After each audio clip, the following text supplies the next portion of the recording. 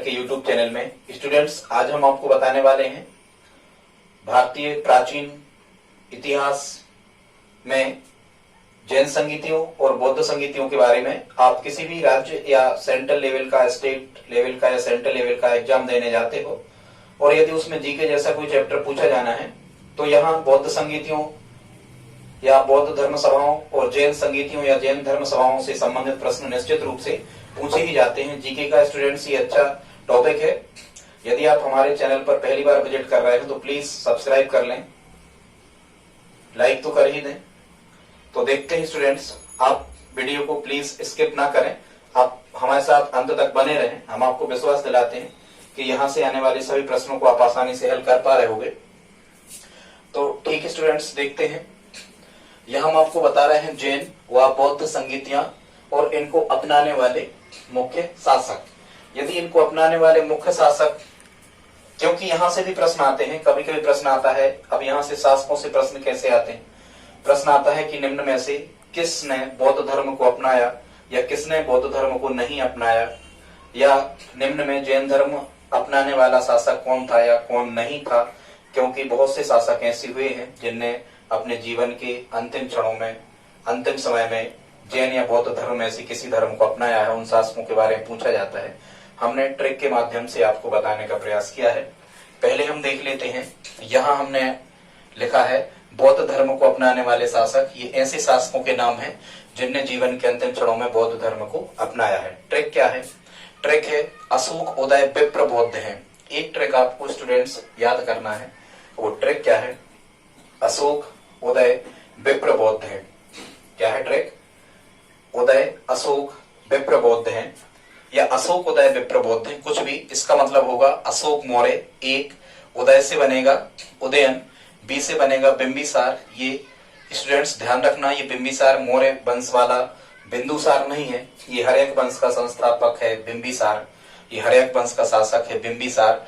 B से बनेगा बिंबिसार और प्रा से बनेगा प्रसेनजित, और बौद्ध यहाँ पर लिखा ही है। यही इन्हीं चार शासकों के बारे में आपसे पूछा जाता है। तो अशोक, उदयन, बिंबिसार और प्रसेनजित ऐसे चार शासक हुए हैं जिनने जीवन के अंतिम क्षणों में बौद्ध धर्म को अपनाया है। इसके बाद हम देख लेते हैं जैन धर्म को अपनाने वाले शासक। ऐसे कौन से शासक रहे जिनने जैन धर्म को अपनाया? इसकी ट्रिक यहाँ पर हमने लिखी है। उदय चंद्र चंदेल बरसों से खारवेल में बंद है। ट्रिक क्या है स्टूडेंट्स? उदय चंद्र चंदेल बरसों से खारवेल में बंद है। खारवेल कोई झील है, तो उदय चंद्र चंदेल बरसों से खारवेल में बंद है। यदि आप इतना याद रखते हो तो देखो, यहाँ ये बौद्ध धर्म को अपनाने वाले शासकों में भी उदयन का नाम आता है और जैन धर्म अपनाने वाले शासकों में भी उदयन का नाम आता है। तो ये कॉमन है उदयन। तो उदय से बनेगा उदयन, चंद्र से बनेगा चंद्रगुप्त मौर्य, मौर्य वंश का संस्थापक ही था चंद्रगुप्त मौर्य। ये चंदेल शासक बनेंगे जो मध्य प्रदेश के खजुराहो में चंदेल शासकों ने शासन किया। वर्षों से बनेगा स्टूडेंट्स यहाँ अमोघ वर्ष, और खारवेल से बनेगा खारवेल, खुद राजा का नाम है, और बंद से बनेगा बंद राजा।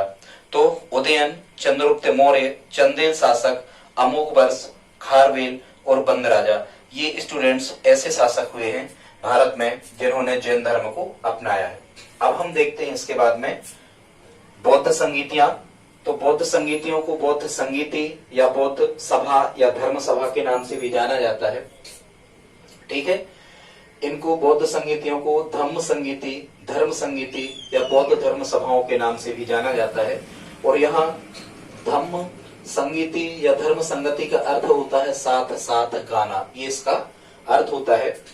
स्टूडेंट्स, यदि आपको इसको याद करना है बौद्ध धर्म की संगीतियों को, तो हमने ऊपर यहाँ पर एक ट्रिक लिख रखी है। इस ट्रिक को आप यदि याद कर लेते हो तो बड़ी आसानी से आपको ये बौद्ध संगीतियां याद हो जाने वाली हैं। ट्रिक क्या है? ट्रिक है राजा महाराजा शत्रु, वैशाली सबका काल है, पटाओ मोगली या से कुंवर मित्र कंगाल है। क्या है ट्रिक? याद कर लेना। राजा महाराजा शत्रु, वैशाली सबका काल है, पटाओ मोगली या से कुंवर मित्र कंगाल है। और ये किस सीक्वेंस में है? देखो, पहली बात तो ये चार बौद्ध संगीति हुई है। जैन संगीतियां तो कई हुई है, मुख्य दो है, उन पे अपन चर्चा कर ले रहे। बौद्ध संगीतियां स्टूडेंट्स ये कुल चार ही हुई हैं। और यहां से प्रश्न आपको आते हैं। प्रश्न कैसे आते हैं? वही आते हैं कि कौन सी बौद्ध संगीति कब हुई, किसकी शासनकाल में हुई, किसका टाइम पीरियड था, मतलब शासक कौन था, राजा कौन था, और अध्यक्षता किसने करी और किस स्थान पर हुई। इस प्रकार से बौद्ध संगीतियों से जीके में जब कभी प्रश्न आता ही है, बहुत इंपॉर्टेंट चैप्टर है ये जीके की दृष्टि से, प्राचीन भारतीय इतिहास की दृष्टि से। तो यहाँ जो हमने लिखा है, तो इतने में एक बौद्ध संगीति निपटेगी, और इतने में एक, और इतने हिस्से में एक, और कामा के बाद में इतने में एक, मतलब 4 संगीतियां इन 4 लाइनों में निपट जाएंगी। दोहा टाइप से आप याद रखना।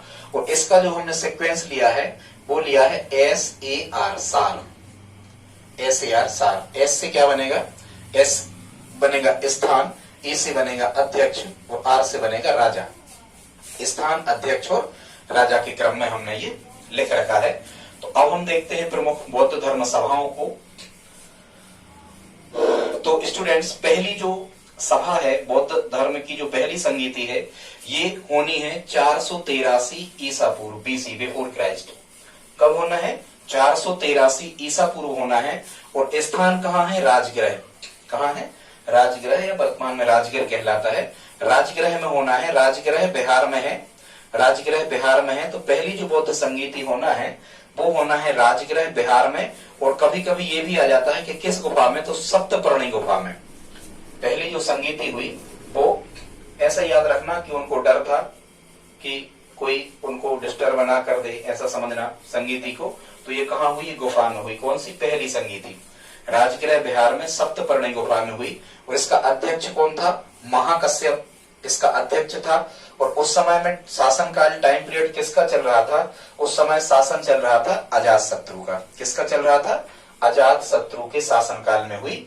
अध्यक्ष महाकश्यप और स्थान था राजगृह। देखो, अब जब हम यहाँ ट्रिक पढ़ रहे होंगे, राजा महाराजा शत्रु, तो राजा से बनेगा स्थान, राजगृह में हुई। महाराजा से बनेगा कि महाकश्यप की अध्यक्षता में हुई।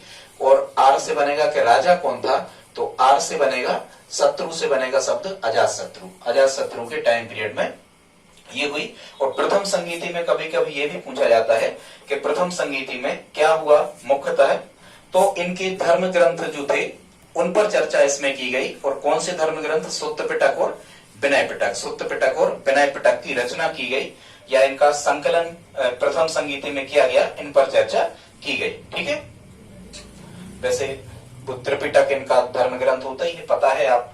हमारा जैन धर्म और बौद्ध धर्म का वीडियो इसके पहले हम अपलोड कर चुके हैं, आप विस्तृत देख सकते हैं। बहुत विस्तृत जानकारी उसमें हमने आपको बताई है जैन धर्म और बौद्ध धर्म के बारे में। ये बताने का हमारा उद्देश्य ये था कि कुछ ये संगीतियां रह गई थी, उसमें हो नहीं पाया था, इसलिए हमने आपको बताने का प्रयास किया है। तो ठीक स्टूडेंट्स, अगली जो आती है वो 100 साल बाद, इसके 100 साल बाद कब होना है, 383 ईसा पूर्व, 383 BC, ईसवी पूर्व, ध्यान रखना ईसा नहीं, 383 ईसा पूर्व। 483 में से यदि हम 100 घटाते हैं तो 383 बचता है, लेकिन ये समय 100 वर्ष के करीब आ रहा है, इसलिए 383 ईसा पूर्व। और ये कहाँ होना है, यहाँ पर देखो लिखा है वैशाली, तो स्थान क्या हो गया, वैशाली। स्टूडेंट्स, ये वैशाली भी बिहार में है, पाटलिपुत्र भी बिहार में है। 3 संगीतियां बिहार में हुई है। वैसे भी बिहार जो शब्द है, बिहार जो शब्द है, ये बौद्ध धर्म से ही लिया गया है। जैन जो बौद्ध भिक्षु होते थे, उनके रहने का जो स्थान था उसको हम बिहार कहते थे। ठीक है, तो बिहार राज्य का नाम भी बौद्ध धर्म के नाम पर पड़ा, ऐसे आप याद रखना। तो ये 3 संगीतियां शुरू की बिहार राज्य में हुई, राजगृह, वैशाली और पाटलिपुत्र, ये तीनों कहाँ हैं, ये बिहार में है। ठीक है, तो दूसरी इसके 100 साल बाद होती है वैशाली में। और यहाँ अध्यक्ष कौन होता है, देखो यहाँ लिखा है वैशाली, मतलब स्थान क्या हो गया, वैशाली हो गया। फिर यहाँ क्या लिखा, सबका, तो यहाँ बनेगा अध्यक्षता करी थी सभाकामी। अध्यक्षता किसने करी थी, सभाकामी ने करी थी। और यहाँ लिखा है काल, तो काल से बनेगा कालाशोक। कालाशोक जो था, इसके टाइम पीरियड पर ये उस समय शासक हुआ करता था, ऐसे आप याद रख सकते हो। अब हम देखते हैं तीसरी बौद्ध संगीति। स्टूडेंट्स, तीसरी बौद्ध संगीति हुई है 253 ईसा पूर्व। कभी कभी यहाँ आपको 249 से 255 ईसा पूर्व तक का टाइम पीरियड भी लिख दिया जाता है, क्योंकि इसका फिक्स नहीं है कि 253 ईसा पूर्व में हुई थी। 249 से 255 ईसा पूर्व तक का टाइम आप सही माने, ऐसे भ्रमित करने वाले प्रश्न लेकिन आते नहीं है। तो 253 ईसा पूर्व में ये संगीति हुई थी। ठीक, और ये कहाँ हुई थी, पाटलिपुत्र में हुई थी। देखो यहाँ लिखा है पटाओ मोगली आसिक, मतलब पटाओ शब्द से बनेगा पाटलिपुत्र में हुई थी। और यहाँ मोगली शब्द लिखा है, ठीक है, क्योंकि चौथी सीक्वेंस तीसरे सीक्वेंस में चल रहे हैं, पहला तो दूसरा तीसरा चौथा। ठीक है, मोगली से क्या बनेगा, इसकी अध्यक्षता किसके द्वारा करी गई थी, मोगली पुत्र तिस्स। क्या नाम था, मोगली पुत्र तिस्स। ठीक है, और फिर यहाँ क्या लिखा है, आसिक शब्द से क्या बनेगा स्टूडेंट्स, कि ये अशोक मौर्य के टाइम पीरियड पर हुई थी। उस समय राजा कौन था, अशोक था। अब हम आ जाते हैं चौथी बौद्ध संगीति पे। तो चौथी बौद्ध संगीति हुई थी ये ईसा की पहली शताब्दी, मतलब सन 1 में हुई थी। पहली शताब्दी आता है आपको ऑप्शन में, या ईसा की पहली शताब्दी या पहली शताब्दी शब्द ऐसा लिखा होता है। तो उस टाइम पर हुई थी चौथी और अंतिम संगीति। और ये फिर यहाँ लिखा है कुंवर, कुंवर से क्या बनेगा, कुंडलवन। और ध्यान रखना कुंडलवन कश्मीर में है। फिर स्थान हो गया कुंडलवन। फिर अध्यक्षता किसने करी थी, तो यहाँ ध्यान आपको ये रखना है कि यहाँ मित्र शब्द लिखा है, तो मित्र से बनेगा वसुमित्र। वसुमित्र ने इसमें अध्यक्षता करी थी, ध्यान रखना।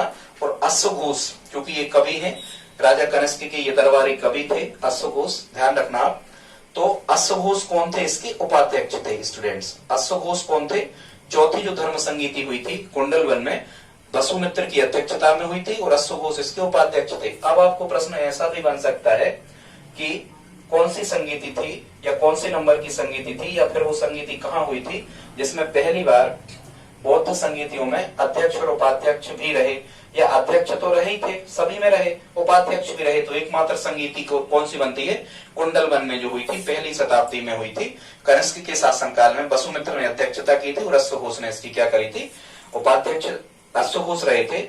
और यहाँ पर एक और इम्पोर्टेंट फैक्ट पूछा जा सकता है। वो इम्पोर्टेंट फैक्ट क्या था कि यहाँ पर जो चौथी बौद्ध संगीति थी, इसी में बौद्ध धर्म हीनयान और महायान दो भागों में बट गया था।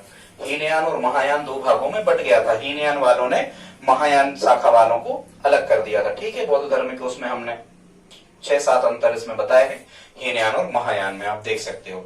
इसके बाद हम देखते हैं, तो यहां से प्रश्न बन जाएगा कि हीनयान और महायान या बौद्ध धर्म हीनयान और महायान दो शाखाओं में या बौद्ध धर्म दो भागों में किस संगीति में बट गया। तो आपको ध्यान रखना है जो चौथी संगीति हुई थी कुंडलवन में। अब एक तरीका और आप याद यहां से रख सकते हो, वो तरीका क्या है, इनके यदि स्थान पूछे जाते हैं तो एक शब्द आप बना लो, यहां से रावे पाकू शब्द आप लिख सकते हो, एक शब्द लिख सकते हो रावे पाकू, ठीक। और यहां लिख सकते हो अका अक।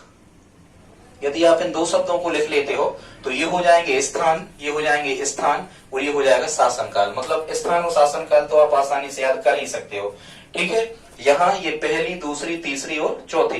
पहली ये राजगृह में बनेगी, दूसरी वैशाली, तीसरी पाटलिपुत्र और चौथी कुंडलवन में बनेगी, ठीक है स्टूडेंट्स। और यहाँ अका अक का मतलब क्या है, यहाँ अका अक का मतलब है आ से बनेगा अजात शत्रु, का से बनेगा कालाशोक, आ से बनेगा अशोक और का से बनेगा कनिष्क, ठीक है। मतलब जो राजगृह में हुई थी वो किसके शासनकाल में हुई थी, अजात शत्रु। फिर जो वैशाली में हुई थी वो किसकी, कालाशोक के टाइम पीरियड पर। जो पाटलिपुत्र में हुई थी वो किसके शासन पीरियड पर, अशोक के।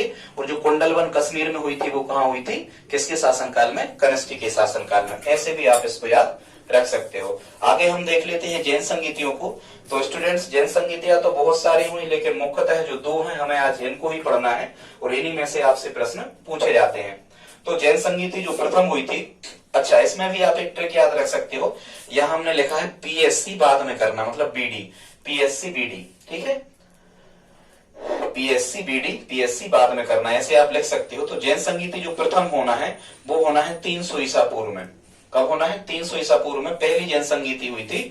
और ये कहाँ हुई थी, पाटलिपुत्र। पाटलिपुत्र आपको जैसा कि पता है ये पटना बिहार का प्राचीन नाम था पाटलिपुत्र। और किसकी अध्यक्षता में हुई थी, तो देखो ये पी से बनेगा आपका पाटलिपुत्र, एस से बनेगा स्थूलभद्र और सी से बनेगा चंद्रगुप्त मौर्य, ठीक है।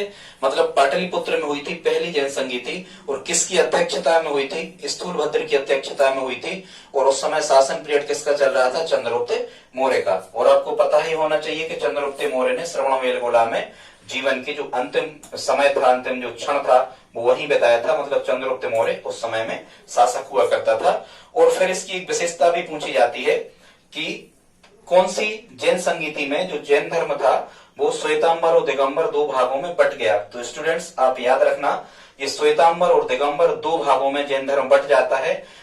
प्रथम जैन संगीति जो चंद्रगुप्त मौर्य के टाइम पीरियड पर हुई थी, स्थूलभद्र ने इसकी अध्यक्षता की थी। ठीक है, श्वेतांबर मतलब श्वेत वस्त्र धारण करते हैं, दिगंबर मतलब दिशाएं ही जिसके वस्त्र है, मतलब वस्त्र धारण नहीं करते इस टाइप के लोग। हमने अंतर बताए हैं, आप जैन धर्म वाले वीडियो में देख सकते हैं। अब हम चलते हैं दूसरी बौद्ध संगीति। तो ये दूसरी बौद्ध संगीति होना है 512 ईस्वी में। संतो आप याद ही करना, 512 ईस्वी में, मतलब लगभग 200 साल ये और 500 ये, मतलब बहुत समय के बाद में होना है। लगभग 700 वर्षों का टाइम पीरियड यहाँ पर हो जाने वाला है। तो दूसरी बौद्ध संगीति 512 ईस्वी में होना है। और ये कहाँ हुई थी? बल्लभी, गुजरात में। स्थान क्या है दूसरी बौद्ध संगीति का? बल्लभी, गुजरात। स्टूडेंट्स, ये बल्लभी गुजरात राज्य में आती है। वैसे भी आपको पता है सरदार वल्लभ भाई पटेल जी कहाँ के थे? गुजरात के ही थे। तो बल्लभी गुजरात में ये स्थान है दूसरी बौद्ध संगीति का। और इसके अध्यक्ष कौन थे? इसके अध्यक्ष थे दूसरी बौद्ध संगीति के देवर्धि क्षमा श्रवण। क्या नाम था? देवर्धि क्षमा श्रवण इसके अध्यक्ष थे। शासनकाल यहाँ पर कोई फेमस राजा उस समय पर हुआ नहीं करता था, इसलिए शासनकाल यहाँ आता नहीं है आपको। ठीक, इसमें हुआ क्या था? दूसरी जैन संगीति में ग्रंथों का संकलन हुआ था, जैन धर्म के ग्रंथों का संकलन हुआ था, अर्धमागधी भाषा में संकलन हुआ था। बाद में अपभ्रंश और संस्कृत आदि भाषाओं में भी उस जैन धर्म के जो साहित्य जिनको आगम कहते हैं वो लिखे गए। तो ठीक है स्टूडेंट्स, आप चाहें तो इसका एक स्क्रीनशॉट ले सकते हैं। ठीक है स्टूडेंट्स, यदि आपको ये हमारे बताने का तरीका वीडियो अच्छा लगा हो तो प्लीज सब्सक्राइब कर लें, लाइक कर दें, दोस्तों को शेयर करें। धन्यवाद।